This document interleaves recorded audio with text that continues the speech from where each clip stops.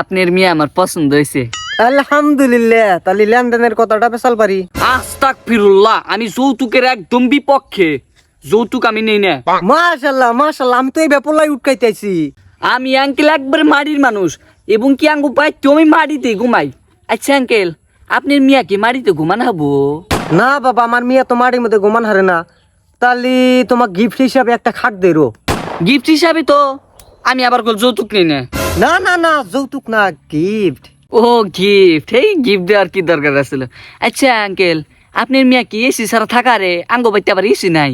না বাবা, আমার মেয়ে তো ছোট থেকে এসির মধ্যে থাকে। যাও, তোমাকে একটা গিফট হিসাবে এসি দে রো। আঙ্কেল গিফট হিসাবে হলে ঠিকই আছে, আমি আবার যৌতুক নিম না।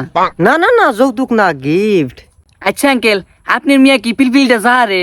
মানে আঙ্গো বাইতে আবার গাড়ি সারি নাই তো? না বাবা, আমার মেয়ে কোনোদিন পিলপিলি দিয়ে যাওয়া আসা করে নাই। পিলপিলি যে খড়র খড়র করে। যাও তোমার